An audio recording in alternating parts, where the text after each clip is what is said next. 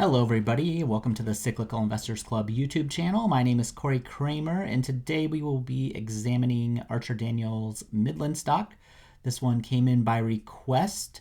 If you have a request of a stock you would like me to analyze and post a video of, just drop that in the comment section and I'll get it on the whiteboard behind me here.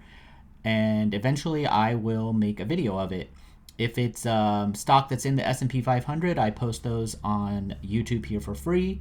And if it's not, I post those on Patreon, which is $5 a month. And if you join there, you can get an even bigger discount to my full Cyclical Investors Club service over on Seeking Alpha, where we have all the information that I share here available 24 hours a day.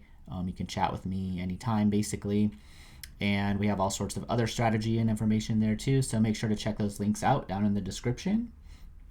So Archer Daniels Midland, I think the key thing here is that it's not as cheap as it seems if we have a economic slowdown or a recession. That's the summary here. And I'll get into the valuation. But so the first thing I would look at, as always, is the historical earnings cyclicality. It's been a little, there's kind of three different stages that we see here, maybe going into the fourth. We have a nice, pretty fast rise in earnings leading into the Great Recession.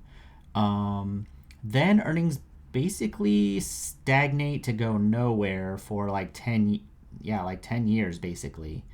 And we then we get into the COVID years, and then we have another big acceleration in earnings growth. So, and that's where we kind of find ourselves now. And we have the first year where it looks as though earnings growth has probably peaked, and analysts expect earnings to fall in the next couple of years off that peak. That all makes pretty decent sense. Overall, they have they aren't too cyclical, really. I mean, they have some drawdowns here, but this is kind of a weird period. It looks like they may have had some revisions or something to earnings. So they might have had some things going on here too that didn't have anything to do kind of with the long-term trajectory of the business.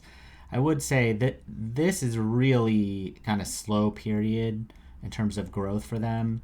The one year that they did have really solid earnings was a tax cut year. So, and I know there was M&A and things that were going on during this time, but they did come on very strong during the COVID time. So they weren't too bad. I mean, if you go to the trough here of like 233, they at least, and they had some up years even before COVID. They had a little bit higher earnings than that. So they kind of stagnated, but there wasn't anything like crazy dramatic, right? They were still earning money this whole time. Looks like they were probably still raising their dividend this whole time a little bit. So they just kind of hung in there and kind of took their punches. And then when they got a break finally with COVID, they were able to take advantage of that. So that's kind of how I would interpret that. I would say during this period here, that's probably too slow of growth for me to like be an investor as the type of stocks that I actually like to own. But if you include kind of this better period, then it's okay. So my earnings growth, when I measure from 2015 to 2023, in controlling for buybacks, is about 7%, I think. Let's see what fast graphs. Oh, fast graphs have 7 too. So it's 7.58%. So that's kind of the estimate that I'm using for earnings growth over the very long term. But it looks to me like it can be very choppy. There can be periods of like long stagnation. There can be periods of quick growth. There can be periods of kind of moderate decline. So they aren't like super long-term predictable. At least in the past couple decades, they haven't been. But the overall trajectory has not been down. They usually at least kind of are able to hang in there and fight it out until kind of the tide turns their way a little bit better. So that's the earnings growth rate that I have. Now, in terms of doing just a basic analysis here, I'm using these earnings, but we can see right away that analysts expect earnings to be pretty significantly lower the year after that. Usually if analysts are like thinking this, then it's usually worse, I will say. Almost, not always, but almost always. So I would be a little bit more pessimistic potentially. But I'm going to use a different metric to kind of deal with this. And I'm just going to assume that earnings come in here for this year, and that 7.5% earnings growth over the very long term, next 10 years, can carry on from there.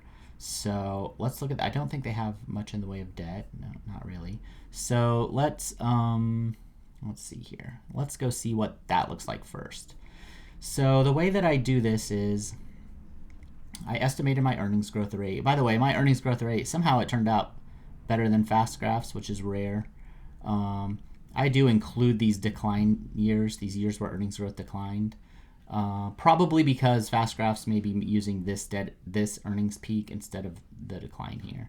But yeah, so that we're both in the 7% ballpark. Now the current PE ratio is pretty low, actually. It's only 10. So that's why I think people are probably eyeing this one as being potentially attractive. That all looks pretty good. Like if you can get 7%, well, I'll show you the numbers here in a second, but on a 7% earnings growth on a 10 PE, I mean, that usually works out all right. That's a 8.67% earnings yield, which is the PE ratio inverted, the earnings over the top of the price.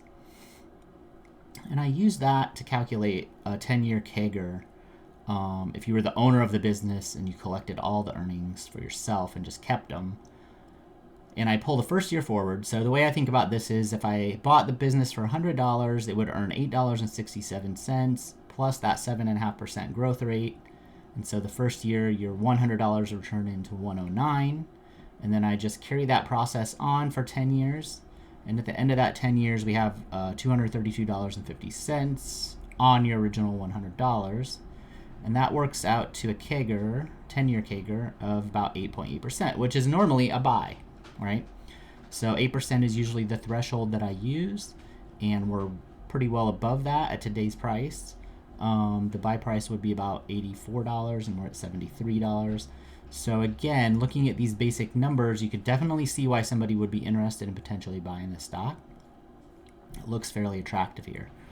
Now the problem is, if we have an economic slowdown or we have a recession, then this stock has a history of falling much deeper. So this is where it pays to go back in time. We can look at 2020 real quick. So 2020 is not much lower in terms of the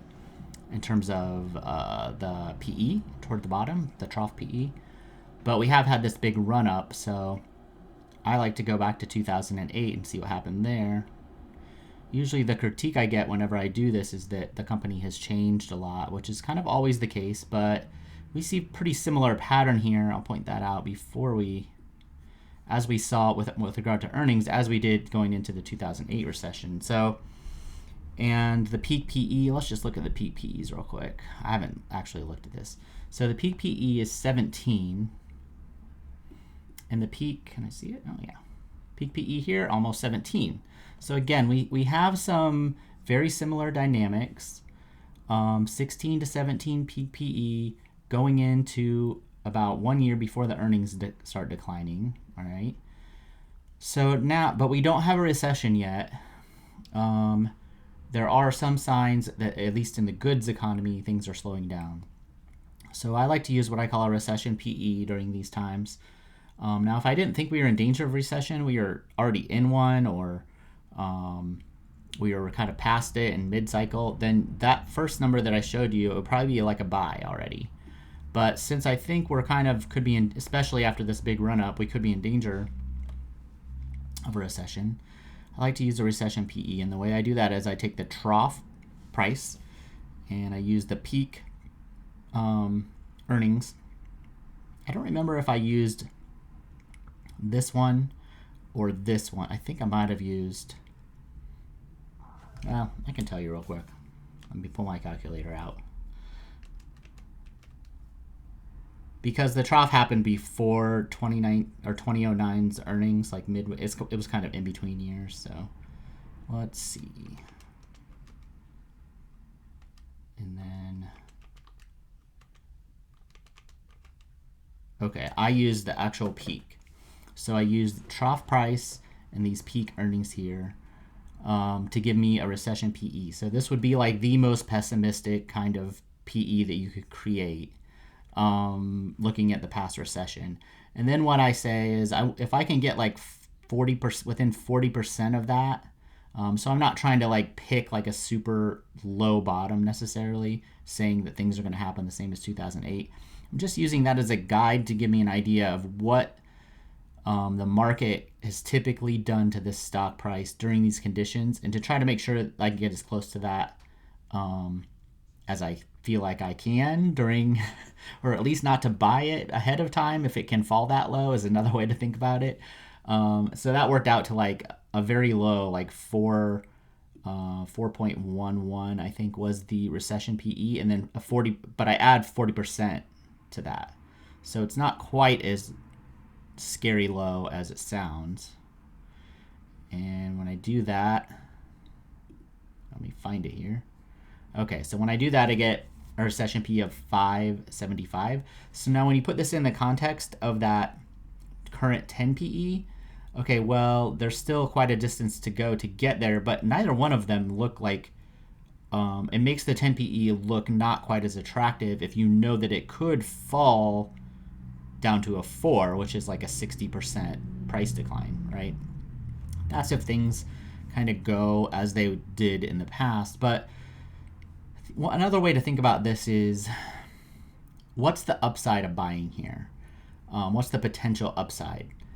And when earnings are expected to decline this next year, and it's not a cyclical stock, it's not something that's going to probably surprise everybody and earn a bunch more money, then the potential upside, at least over the next year, while we're trying to be kind of careful about a recession, isn't particularly high, probably. So I'm not sure what it topped out at, like $100 per share, and it's maybe like 25%, we'll call it 25% lower. So maybe you have a 30% upside, if earnings are better than expected and we go make another high again, like 30 to 35% upside. But your downside potential is more like 60% in like the worst case. So that kind of like asymmetric near-term risk reward kind of just that gives me like the extra patience, where I don't feel like I'm like in like a hurry to jump in with this kind of setup going on. Now, if we get in like a year, if it's next year at this time and somebody asks me about the stock and the prices come down and maybe earnings are still a little negative and it looks like maybe the Fed's lowered interest rates and we're in a slowdown. Okay, now you look at it and you say, okay, well, their earnings are probably going to bottom out within the next year, and maybe, and maybe the price will be even lower. Now maybe I'll come up and buy it. Without using all the recession stuff, if kind of we can see what the recession's actually done or doing. But at this point in time, when we're just starting down, and when there's still a lot of ups, let's just go back to the peak before COVID to give us an idea here. The stock's up 60% since then, we'll call it. That's from the peak, not from trough COVID. That's like before COVID. And so it's still pretty high. It's not as though it's fallen a lot, It could definitely still fall more. So for me, when I put all this together, in terms of buying it, I'm looking at maybe about $40 per share. And like I said, if we get past the recession or slowdown or whatever, however it turns out to be in the next year or two, I can remove this and go back to my old price, and maybe I'll buy it then, coming out. When there's risk of 60% downside, that's not usually something I'm willing to take for 30% upside over the next year or two if we don't have a recession and everything's great. So that's how I think about this one. Those are kind of the numbers that I would look at, and then you can kind of make your own judgment. If you really think there's no recession fear and everything's good, it doesn't look too bad here, but I'm more cautious on a stock like this, where I don't think there's probably going to be like a big risk of like a breakout upside. All right, so that's what I think about Archer Daniels Midland, and it's an interesting stock to look at. There's lots going on there, so Thanks for asking for that. And if you found this useful, hit the subscribe button, and I'll have more videos. If you have a request, drop it in the comment section. Later.